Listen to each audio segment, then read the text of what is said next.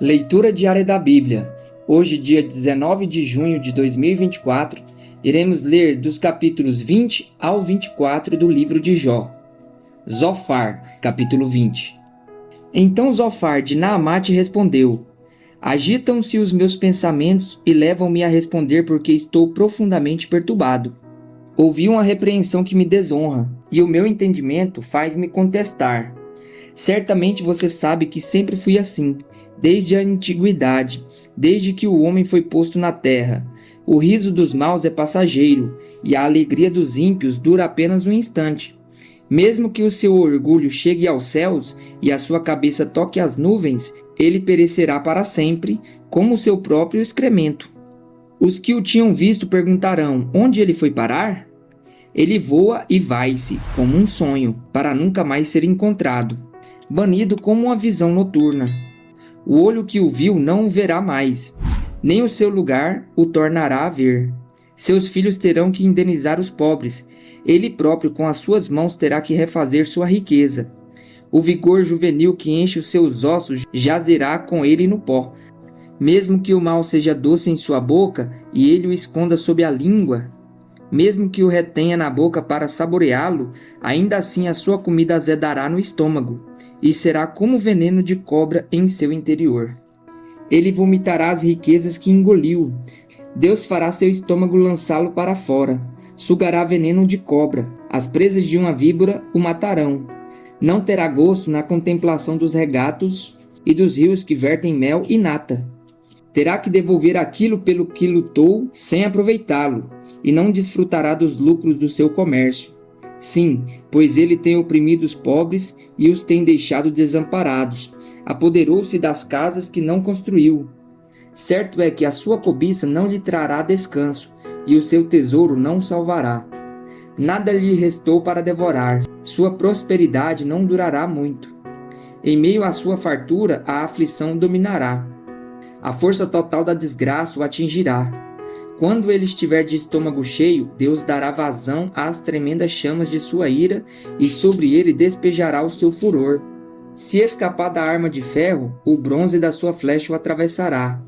Ele o arrancará das suas costas, a ponta reluzente saindo do seu fígado. Grande pavor virá sobre ele. Densas trevas estarão à espera dos seus tesouros. Um fogo não assoprado o consumirá e devorará o que sobrar em sua tenda. Os céus revelarão a sua culpa, a terra se levantará contra ele. Uma inundação arrastará a sua casa, águas avassaladoras no dia da ira de Deus. Esse é o destino que Deus dá aos ímpios, é a herança designada por Deus para eles. Jó, capítulo 21. Então Jó respondeu: Escutem com atenção as minhas palavras, seja esse o consolo que vocês haverão de dar-me. Suportem-me enquanto eu estiver falando. Depois que eu falar, poderão zombar de mim. Acaso é dos homens que me queixo? Por que não deveria eu estar impaciente? Olhem para mim e ficarão atônitos. Tapem a boca com a mão. Quando penso nisso, fico aterrorizado. Todo o meu corpo se põe a tremer. Por que vivem os ímpios? Por que chegam à velhice e aumentam seu poder? Eles veem os seus filhos estabelecidos ao seu redor e os seus descendentes diante dos seus olhos. Seus lares estão seguros e livres do medo. A vara de Deus não os vem ferir. Seus touros nunca deixam de procriar. Suas vacas dão crias e não abortam. Eles soltam os seus filhos como um rebanho. Seus pequeninos põem-se a dançar. Cantam, acompanhando a música do tamborim e da harpa. Alegram-se ao som da flauta. Os ímpios passam a vida na prosperidade e descem à sepultura em paz. Contudo, dizem eles a Deus: Deixa-nos, não queremos conhecer os teus caminhos.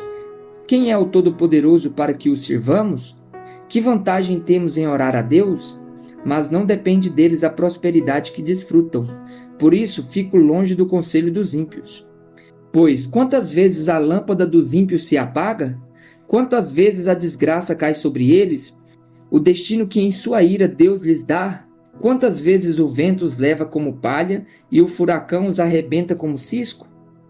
Dizem que Deus reserva o castigo de um homem para os seus filhos, que o próprio pai o receba para que aprenda a lição, que os seus próprios olhos vejam a sua ruína, que ele mesmo beba da ira do Todo-Poderoso. Pois, que lhe importará a família que deixará atrás de si, quando chegarem ao fim os meses que lhes foram destinados? Haverá alguém que o ensine a conhecer a Deus, uma vez que ele julga até os de mais alta posição? Um homem morre em pleno vigor, quando se sentia bem e seguro, tendo o corpo bem nutrido e os ossos cheios de tutano. Já outro morre tendo a alma amargurada, sem nada ter desfrutado. Um e outro jazem no pó, ambos cobertos de vermes. Sei muito bem o que vocês estão pensando, as suas conspirações contra mim. Onde está agora a casa do grande homem? Vocês perguntam. Onde a tenda dos ímpios? Vocês nunca fizeram perguntas aos que viajam? Não deram atenção aos que eles contam? Pois eles dizem que o mal é poupado da calamidade e que do dia da ira recebe livramento. Quem o acusa lançando em rosto a sua conduta? Quem lhe retribuiu o mal que fez? Pois o levam para o túmulo e vigiam a sua sepultura. Para ele é macio o terreno do vale. Todos o seguem e uma multidão incontável o precede. Por isso, como podem vocês consolar-me com os seus absurdos? O que sobra das suas respostas é pura falsidade. Elifaz, capítulo 22. Então Elifaz de Temã respondeu: Pode alguém ser útil a Deus? Mesmo um sábio pode ser-lhe de algum proveito? Que prazer você daria ao Todo-Poderoso se você fosse justo? Que é que ele ganharia se os seus caminhos fossem irrepreensíveis? É por sua piedade que ele o repreende e faz acusações a você? Não é grande a sua maldade? Não são infindos os seus pecados? Sem motivo você exigia penhores dos seus irmãos. Você despojava das roupas os que quase nenhuma tinham. Você não deu água ao sedento e reteve a comida do faminto.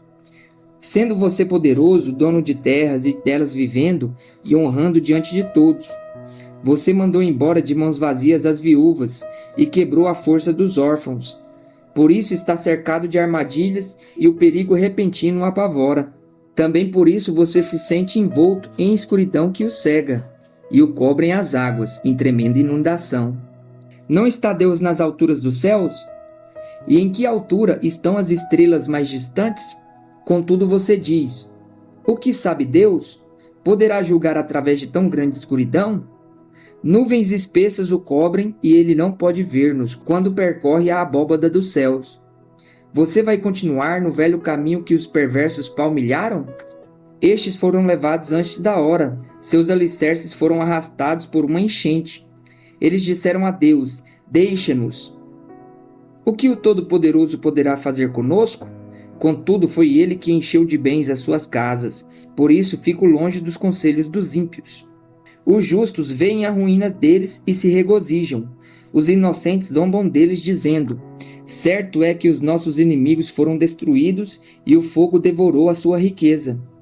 Sujeite-se a Deus, fique em paz com ele, e a prosperidade virá a você.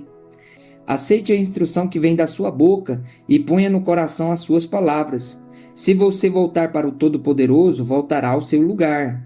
Se afastar da sua tenda a injustiça, lançará ao pó as suas pepitas, o seu ouro puro de Ofir, às rochas dos vales. O Todo-Poderoso será o seu ouro, será para você prata seleta. É certo que você achará prazer no Todo-Poderoso e erguerá o rosto para Deus. A ele orará e ele o ouvirá, e você cumprirá os seus votos. O que você decidir se fará, e a luz brilhará em seus caminhos. Quando os homens forem humilhados e você disser: levante-os, ele salvará o abatido, livrará até o que não é inocente, que será liberto graças à pureza que há em você, nas suas mãos.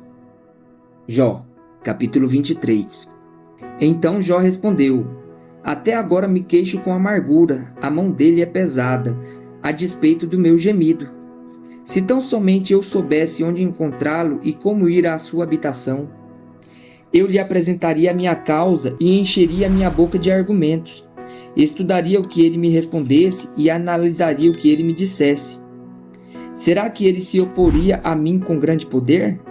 Não, ele me faria acusações. O homem íntegro poderia apresentar-lhe a sua causa. Eu seria liberto para sempre de quem me julga. Mas, se vou para o Oriente, lá ele não está. Se vou para o ocidente, não o encontro. Quando ele está em ação no norte, não o enxergo. Quando vai para o sul, nem sombra dele eu vejo.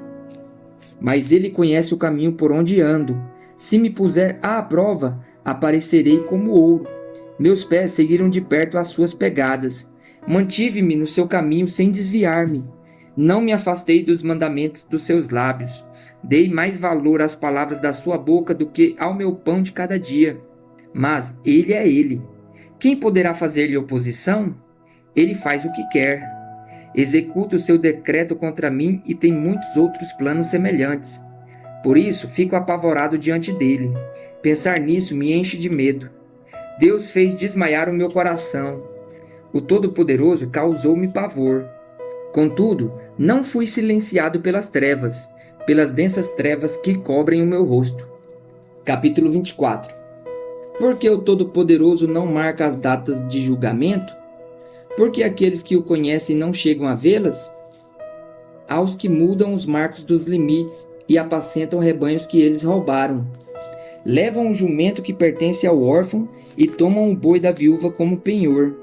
Forçam os necessitados a sair do caminho e os pobres da terra a esconder-se.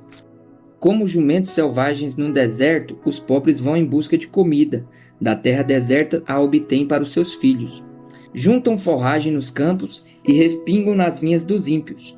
Pela falta de roupas, passam a noite nus. Não têm com que cobrir-se no frio. Encharcados pelas chuvas das montanhas, abraçam-se às rochas por falta de abrigo. A criança órfã é arrancada do seio da sua mãe. O recém-nascido do pobre é tomado para pagar uma dívida. Por falta de roupas, andam nus, carregam os feixes, mas continuam famintos. Espremem azeitonas dentro dos seus muros, pisam uvas nos lagares, mas assim mesmo sofrem sede. Sobem da cidade os gemidos dos que estão para morrer, e as almas dos feridos clamam por socorro. Mas Deus não vê mal nisso. Aos que se revoltam contra a luz, não conhecem os caminhos dela e não permanecem em suas veredas. De manhã o assassino se levanta e mata os pobres e os necessitados. De noite age como ladrão. Os olhos do adúltero ficam à espera do crepúsculo. Nenhum olho me verá, pensa ele, e mantém oculto o rosto. No escuro os homens invadem casas, mas de dia se enclausuram. Não querem saber da luz. Para eles, amanhã é tremenda escuridão. Eles são amigos dos pavores das trevas. São, porém, como espuma sobre as águas. Sua parte da terra foi amaldiçoada, e por isso ninguém vai às vinhas. Assim como o calor e a seca depressa consomem a neve derretida, assim a sepultura consome os que pecaram. Sua mãe os aquece, os vermes se banqueteiam neles. Ninguém se lembra dos maus, quebram-se como árvores. Devoram a estéril e sem filhos e não mostram bondade para com a viúva. Mas Deus, por seu poder, os arranca, embora firmemente estabelecidos. A vida deles não tem segurança. Ele poderá deixá-los descansar, sentindo-se seguros, mas atento os vigias nos caminhos que seguem. Por um breve instante são exaltados e depois se vão, colhidos como todos os demais, ceifados como espigas de cereal. Se não é assim, quem poderá provar que minto e reduzir a nada as minhas palavras?